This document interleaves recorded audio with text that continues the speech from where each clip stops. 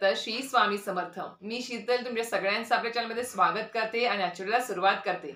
मंडळींनो, आता लवकरच म्हणजे 24 तारखेला 24 मार्चला रविवारी होळी आलेली आहे आणि 25 मार्चला धुलीवंदन आलेलं आहे। तर मंडळींनो, आजच्या व्हिडिओमध्ये आपण होळी विषयी माहिती जाणून घेणार आहोत। कारण की हिंदू धर्मात आपल्याला माहिती आहे की खूप मोठे सण उत्सव साजरे केले जातात आणि त्या सण उत्सवांपैकी आपल्याला होळी हा सुद्धा खूप महत्त्वाचा हा सण मानला जातो। आणि आता मार्च महिना सुरू आहे आणि या मार्च महिन्यामध्ये सगळ्यात मोठं व्रत म्हणजे महाशिवरात्रीचं व्रत येऊन गेलं आताच। त्याचबरोबर आता होळी येणार आहे, तो पण सगळ्या उत्सवांपैकी सगळ्यात मोठा उत्सव मानला जातो होळी। आणि त्याचबरोबर धुलीवंदन सुद्धा। आता या होळी आपल्याला सगळ्यांना माहिती आहे की होळी म्हटलं तर आपण ही होळी दरवर्षी फाल्गुन शुक्ल पक्षाच्या पौर्णिमेच्या रात्री होलिका दहन करत असतो। पण आपल्याला आता ही जी होळी आहे ती येत्या 24 मार्चला 2024 या दिवशी म्हणजेच रविवारी आलेली आहे। आता सर्वप्रथम मी तुम्हाला पौर्णिमा विधी कधी सुरू होणार आहे ते सांगते।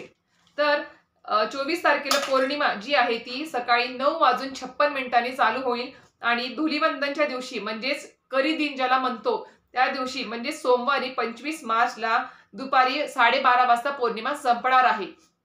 ही तिथी मी का सांगितली आहे कारण की खूप ताई दादा सेवेकरी जे आहेत जे स्वामींच्या मार्गात आहेत ते दर महिन्याला पौर्णिमेच्या दिवशी सत्यनारायण पूजन घरच्या घरी करत असतात। ही लक्ष्मी प्राप्तीची खूप मोठा आणि प्रभावी तोडगा आहे। जर कोणी करत नसेल तर नक्कीच या पौर्णिमेपासून तुम्ही सत्यनारायण जी पूजा असते घरच्या घरी करायची ती नक्की चालू करा। खूप खूप फरक जाणवतो आणि खूप लोकांना अनुभव देखील आलेला आहे। मी स्वतः सुद्धा करते, दर पौर्णिमेला सत्यनारायण पूजन घरच्या घरी करावे। खूप मोठा प्रभावी तोडगा आहे लक्ष्मी प्राप्तीसाठी। ज्यांना कोणाला आर्थिक समस्या आहे, कर्जबाजारी पण आहे, त्यांनी नक्कीच आवर्जून हा तोडगा करावा। 12 पौर्णिमेपर्यंत तुमच्या सगळ्या समस्या सुटलेल्या असतील हळूहळू। आणि 12 पौर्णिमेस असं काही ठरवून पौर्णिमा करायची नसतात आणि उपवास पण करायचा नसतो। तुम्ही यथाशक्ती किंवा तुम्ही यथाशक्ती पाहिजे तेवढे महिन्याची पौर्णिमा जी आहे तेवढी सांगून तुम्ही पौर्णिमेची पूजा घरात मांडू शकता। त्याचबरोबर तुम्हाला सांगितलं की ही जी तिथी आहे ती त्या ताई आणि दादांसाठी आहे जे दर पौर्णिमेला सत्यनारायण पूजन मांडतात। त्यांनी आवर्जून मी सांगेल की तुम्ही 24 तारखेला रविवारी सत्यनारायण पूजन करावे। कारण की सकाळीपासून मुहूर्त आहे ते 25 तारखेला दुपारी 12:30 पर्यंत हा विधी आहे। आणि म्हणायला गेलं तर सगळ्यात प्रभावी काळ जो असतो तो प्रदोष काळ असतो आणि तो प्रदोष काळ आपल्याला 24 मार्चला म्हणजे होळीच्याच दिवशी तो संध्याकाळी आपल्याला सत्यनारायण पूजन करायचं असतं प्रदोष काळामध्ये। आणि ज्यांना प्रदोष काळ शक्य नाही ते दिवसभरामध्ये किंवा 25 तारखेला सोमवारी 12:30च्या आत होळीचं पूजन सत्यनारायण पूजन करू शकता। तर आता तुम्हाला आजच्या व्हिडिओमध्ये मी होलिका दहन या मागे म्हणजेच होळीच्या मागे काय कथा आहे ती आजच्या व्हिडिओमध्ये सांगणार आहे। त्याचबरोबर आपल्याला होळीच्या दिवशी होळीचं पूजन तर करायचं आहेच, पण त्याचबरोबर आपल्याला काही उपाय सुद्धा करायचे आहेत। ते उपाय अतिशय प्रभावी असणार आहेत आणि त्या उपायांनी तुमच्या जीवनात तुमचे जे काही संसार आहे, तुमचे जे काही आयुष्य आहे त्या आयुष्यामध्ये काहीतरी समस्या असतील, काही अडचणी असतील त्या नक्कीच मार्गी लागतील या उपायांनी। आणि ज्यांना कुणाला खरंच सांगेल की ज्यांना कुणाला त्यांच्या संसारामध्ये किंवा आयुष्यामध्ये काही अडचणी आहेत, नोकरी विषयक किंवा इतर जे काही घराला बाधा वगैरे असेल किंवा या सगळ्या गोष्टी ज्या असतील त्या सगळ्यांविषयी तुम्हाला आज प्रभावी उपाय सांगणार आहेत। ते सगळे प्रभावी उपाय नक्कीच तुम्हाला उपयुक्त ठरणारे असेच असणार आहेत। तर आता व्हिडिओला सुरुवात करूया जास्त वेळ न घेता। आणि त्याआधी चॅनलवरती नवीन असाल तर चॅनलला सबस्क्राईब करायला विसरू नका आणि त्यातल्या त्यात एक लाईक करायला सुद्धा विसरू नका। चला तर व्हिडिओला सुरुवात करूया। मंडळींनो, तुम्हाला सगळं सांगितल्याप्रमाणे होळी ही 24 मार्चला चालू होणार आहे। तर या दिवशी आपल्याला काही उपाय करायचे आहेत, ते अतिशय प्रभावी उपाय आहेत। आणि होळीच्याच दिवशी का हे प्रभावी उपाय करायचे आहेत कारण की या दिवशी केलेला उपाय हा अतिशय जास्त 100 पटीने जास्त प्रभावी ठरतो। या दिवशी पौर्णिमा पण आहे आणि फाल्गुन शुक्ल पक्षातील ही सगळ्यात मोठी पौर्णिमा आहे। त्याच्यामुळे या दिवशी आपण जे काही उपाय करू, जे काही मी उपाय सांगणार ते जर त्यापैकी कुठलाही एक उपाय करा, सगळेच उपाय करा असे मी म्हणणार नाही। त्यातले जी काही तुम्हाला समस्या असेल त्या समस्यांना संबंधितच तुम्ही ते उपाय करा आणि नक्कीच अनुभव घ्या। चला तर तुम्हाला उपाय सांगण्यास आधी सर्वात प्रथम तुम्हाला होळी का साजरी केली जाते त्यामागची कथा काय आहे ते सांगतो। ही काय कथा आहे ती आपण जाणून घेऊया सर्वप्रथम। तर हिरण्यकश्यपूचा मुलगा भक्त प्रल्हाद हा विष्णूंचा लाडका भक्त होता। हिरण्यकश्यपूने त्याचा छळ केला। प्रल्हादाने श्रीकृष्णाचे नाव घेऊ नये म्हणून हिरण्यकश्यपूने त्याला उंच कड्यावरून खाली टाकले आणि तो उकळत्या तेलाच्या कढईत टाकले त्याला। तरीही भक्त प्रल्हादावर त्याचा काही एक परिणाम झाला नाही, तो तसाच राहिला। शेवटी हिरण्यकश्यपूची जी बहीण होती ती बहीण म्हणाली, मला वर लाभल्यामुळे अग्नीपासून मला कोणतेच भय नाही आणि मी जळणार सुद्धा नाही, तेव्हा मी प्रल्हादाला घेऊन अग्नीत बसते. त्याप्रमाणे हिरण्यकश्यपूची बहीण हुंटा प्रल्हादाला मांडीवर घेऊन अग्नीत बसली. सभोवती गोवऱ्या रचून पेटविले गेले. अग्नी जी आहे ती गोवऱ्या वगैरे साईडनी ठेवल्या आणि ती अग्नी पेटवली गेली आणि त्याच्यामध्ये जी हिरण्यकश्यपूची बहीण होती ती प्रल्हादाला मांडीवर घेऊन त्या अग्नीमध्ये बसली. पण काय आश्चर्य झालं की वर मिळालेली जी हुंडा होती, जिला अग्नीपासून काही त्रास नव्हता होणार, ती अग्नीत जळून भस्म झाली आणि भक्त प्रल्हाद मात्र अग्नीतून सुखरूप बाहेर आले. जे वाईट होते ते जळून गेले, जे अस्सल होते ते तापवून शुद्ध बनले. प्रल्हादाची जणू ही अग्नी परीक्षाच होती. त्याच प्रसंगाची आठवण म्हणून होळी ही पेटवली जाते. म्हणून होळीचे महत्व आहे. म्हणजेच आपण म्हणतो ना, वाईटांवर चांगल्याचा विजय व्हावा किंवा आपल्यातले जे काही वाईट विचार आहेत, वाईट दुर्गुण आहेत, ते सगळे त्या होळीमध्ये आपल्याला म्हणजे टाकून द्यायचे आहेत, म्हणजे स्वाहा करून टाकायचे आहेत. आणि आपण ज्यावेळेस होळीचं पूजन करतो त्यावेळेस पूजन केल्यानंतर, नैवेद्य दाखवल्यानंतर, प्रदक्षिणा झाल्यानंतर आपल्याला तिथे उभारून आपल्यामध्ये जे काही वाईट दुर्गुण आहेत, आपल्यात जे काही वाईट सवयी आहेत किंवा आपल्यामुळे ज्या सवयीमुळे लोकांना त्रास होतो आहे, ते सगळे गुण त्याच्यामध्ये स्वाहा होऊन जावे, त्या होळीमध्ये ते जळून जावेत, अशीच आपल्याला त्या होळीला प्रार्थना करायची असते. कारण की या कथेवरून तुम्हाला कळालंच असेल की ज्या हुंडाला म्हणजे हिरण्यकश्यपूच्या बहिणीला अग्नीपासून काही होणार नाही असा वर होता, ती वाईट होती, ती वाईट उद्देशाने त्या अग्नीमध्ये प्रल्हादाला घेऊन बसली होती. आणि प्रल्हादाचा जो काही म्हणजे जी काही त्याची भक्ती होती ती अतिशय प्रामाणिक होती. त्याच्यामुळे या अग्नीमध्ये वाईट जी गोष्ट होती ती जळून खाक झाली आणि जी काही चांगली गोष्ट होती, प्रामाणिक भक्ती होती, ती जिंकली. म्हणजेच वाईटावर चांगल्याचा विजय झाला. म्हणूनच आपल्यामध्ये जे काही सर्वप्रथम आपले जे काही वाईट दुर्गुण आहेत, सवयी आहेत, ते सगळे त्या अग्नीमध्ये किंवा होळीमध्ये आपले जळून जावेत अशीच विनंती सर्वप्रथम आपल्याला करायची आहे. आता जे काही प्रभावी तोडगे आहेत ते सांगायला सुरुवात करते मी तुम्हाला. सर्वप्रथम जो प्रभावी पहिला उपाय आहे तो म्हणजे होलिका दहनाच्या ठिकाणी तुम्हाला नारळ, सुपारी आणि विड्याचे पान अर्पण करायचे आहे. या उपायाने काय होईल तर या उपायाने नोकरीशी संबंधित जर तुम्हाला काही समस्या असेल, कुटुंबातील कोणाला व्यक्तीला समस्या असेल तर ती दूर होते व कुटुंबामध्ये आनंदाचे वातावरण टिकून राहते. हा पहिला उपाय झाला. त्यानंतर दुसरा उपाय आहे तो म्हणजे होलिका दहनानंतर म्हणजे होळी पेटवल्यानंतर तेथील जी राख असते, म्हणजे होळी जी पूर्ण पेटवून दुसऱ्या दिवशी शांत होऊन जाते, ती राख आपल्याला घरी आणायची आहे आणि या राखेत आपल्याला मोहरी व मीठ घालायचं आहे. नंतर ही राख एका स्वच्छ भांड्यामध्ये ठेवून घरात आपल्याला ठेवायची आहे. असं केल्यामुळे आपल्या घरातली जी काही नकारात्मक शक्ती आहे ती पूर्णपणे दूर होऊन जाते. हा दुसरा उपाय झाला. तिसरा उपाय आहे आणि म्हणजे जी काही राख म्हणजे जर तुम्हाला जर काही राहू जो म्हणतो ना आपण किंवा तुमच्या कुंडलीमध्ये राहूचा काही दोष आहे किंवा तुमच्या कुंडलीमध्ये राहूचा प्रभाव वाढत चालला आहे, खूप लोकांना असं सांगितलं जातं.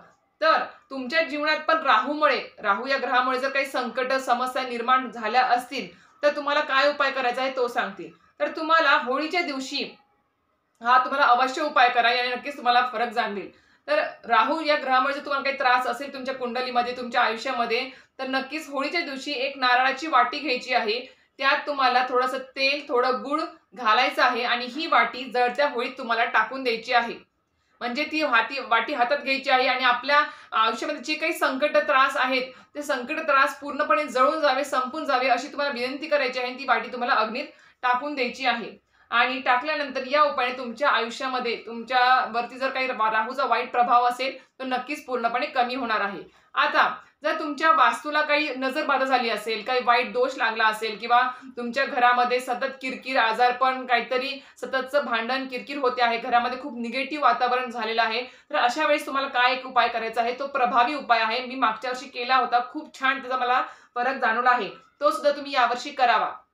तर तुम्हाला सांगितल्याप्रमाणे आपल्याला काय करायचं आहे, नारळ घ्यायचा आहे. आपला जो प्रवेशद्वार आहे तो पूर्णपणे उघडा ठेवायचा आहे. जो प्रवेशद्वार आहे आपला, ज्यातून आपण घरामध्ये प्रवेश करतो, तो प्रवेशद्वार उघडा ठेवायचा आहे. आणि तुमच्या घरात जो कर्ता पुरुष त्या दिवशी घरी असेल, रविवार आहे, सुट्टी असेलच, तर घरातल्या कर्त्या पुरुषाने, जर कर्ता पुरुष घरामध्ये नसेल तर स्त्रियांनी सुद्धा केलं तरी चालेल. तर काय करायचं आहे, नारळ घ्यायचा आहे, आपल्याला न सोललेलं नारळ घ्यायचं आहे. आणि त्याच्या आपल्याला काय करायचं आहे, नारळ हे आपला जो काही प्रवेशद्वार आहे, जिथून वरून ते खालपर्यंत, चौकटीपर्यंत, खालच्या उंबऱ्यापर्यंत, तर आपल्याला तो नारळ जो आहे प्रवेशद्वारासमोर उभं राहायचं आहे, दरवाजा उघडा ठेवायचा आणि वरच्यापासून म्हणजे वरच्या चौकटीपासून ते खालच्या उंबऱ्यापर्यंत आपल्याला वरून खालपर्यंत असं 7 वेळेस श्री स्वामी समर्थ, श्री स्वामी समर्थ म्हणून आपल्याला तो पूर्ण उतरवायचा आहे.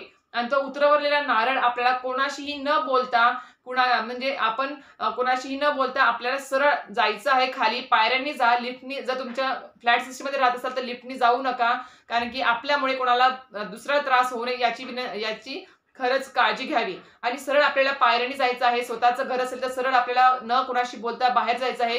जिथं होळी पेटवलेली आहे आपल्या घराजवळ, त्या होळीमध्ये तो नारळ टाकून द्यायचा आहे आणि विनंती करायची आहे की माझ्या वास्तूला, माझ्या घराला किंवा घरातल्या व्यक्तींना काही वाईट बाधा, नजर दोष काही झालं असेल किंवा काही घरामध्ये काही वाईट शक्ती असेल किंवा नकारात्मक ऊर्जा असेल ती सगळी जळून जाऊ दे, सगळी नाश होऊन जाऊ दे. आमच्या आयुष्यात जे काही संकट त्रास आहे ते पण जळून जाऊ देत. आणि ते नारळ आपण ते टाकलंय त्याला म्हणजे होळीला आपल्याला विनंती करायची आहे. आणि परत येताना सुद्धा आपल्याला कोणाशी न बोलता खालीच घरात प्रवेश करायच्या अगोदरच आपल्या पायावर पाणी घेऊन पाय स्वच्छ धुवायचे आहेत आणि मगच घरामध्ये प्रवेश करून स्वामी महाराजांच्या समोर आपल्याला मुजरा करायचा आहे आणि नमस्कार करायचा आहे.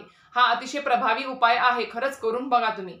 त्यानंतरचा उपाय आहे तो म्हणजे घरामध्ये जर तुम्हाला वाटत असेल सुख समृद्धी नांदावी आणि संपत्तीचा जर वास असावा असं जर वाटत असेल तर हा उपाय तुम्ही करायचा आहे. तो म्हणजे कुटुंबातील प्रत्येक सदस्याने होलिका दहनामध्ये तुपात भिजवलेल्या 2 लवंगा, 1 बत्तासा, आणि बत्तासा तुपात भिजवायचा नाही आहे आपल्याला, तर लवंगा फक्त तुपात भिजवायच्या आहे, 1 बत्तासा घ्यायचा आहे आणि 1 सुपारी ही तुम्हाला होळीला अर्पण करायची आहे. आणि होळीचे तुम्हाला 11 प्रदक्षिणा घालायच्या आहेत. आवर्जून हे उपाय करून बघा, सगळे चांगले प्रभावी उपाय आहेत.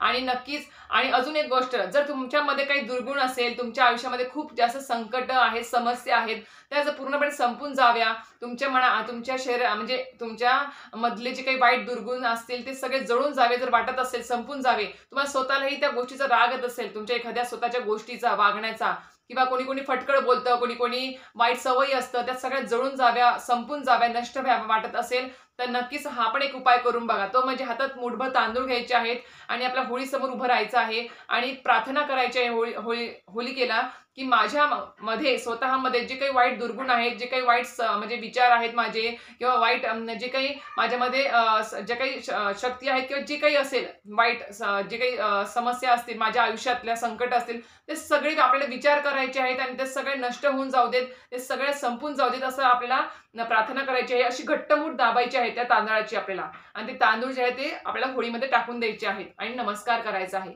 हा पण उपाय करून बघा, खूप फायदेशीर ठरेल. आणि त्यातल्या त्यात सांगेल की होळी पेटवताना आपण जास्तीत जास्त प्लास्टिकचा, किंवा कोणी कोणी जास्त होळी पेटावी म्हणून कोणी कोणी प्लास्टिकच्या गोष्टी टाकतं किंवा वृक्षतोड करतं, तर असं करू नका. जमलंच तर फक्त एखादी फांदी जी पण पडलेली असेल, तुटलेली असेल, खाली पडली असेल ती घ्या, वृक्षतोड करू नका. आणि त्याचबरोबर गौऱ्या, जे शेणाच्या गौऱ्या असतात त्या गौऱ्यांनी ते होळी तुमची पेटवा. अतिशय म्हणजे चांगल्या पद्धतीने होळी ही साजरी करा. उगीच आपल्याला वृक्षतोड करावी, झाडं तोडावी आणि त्याची फांद्या आणून आपण त्याची होळी पेटवावी, याने काही फायदा होणार नाही, उलट दोषच लागेल तुम्हाला त्या वृक्षांचा.